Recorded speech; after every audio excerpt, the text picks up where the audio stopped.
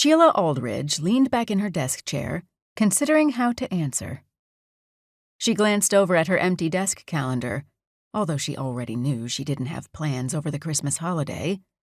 But the "what's your calendar look like" question always made her freeze, feeling like a mouse getting ready to be pounced on by a cat.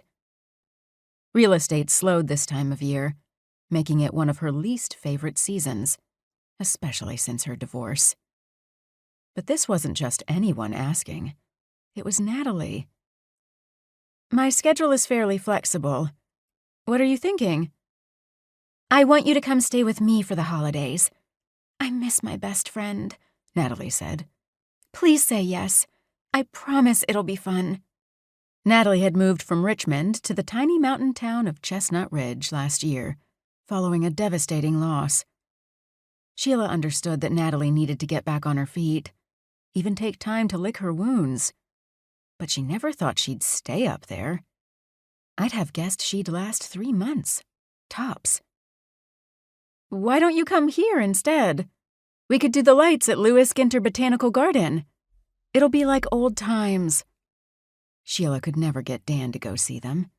So for 6 years running, it had been her and Natalie going together. Good riddance, Dan. "You know I can't. Randy is here, and it's our first real Christmas together." "Which is probably why I shouldn't be there. You don't need a third wheel while you snuggle bunny your way through the holidays." "Oh, stop. You're never a third wheel.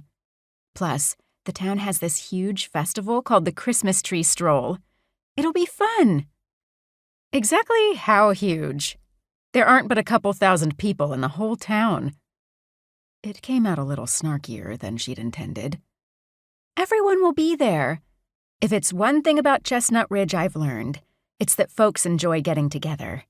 The Christmas Tree Stroll is supposed to be the party of the year," Natalie explained.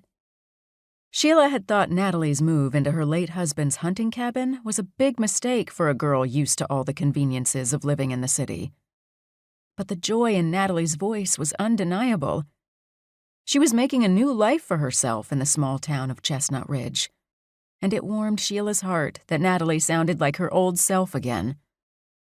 Natalie was still rambling. "And it's held on the high school football field," she explained. "So it might not be the lights and festivities at the Lewis Ginter Botanical Gardens, but rows and rows of Christmas trees will line the whole field, and each tree is decorated in a different theme. I've seen pictures, and this year it's going to be even more spectacular."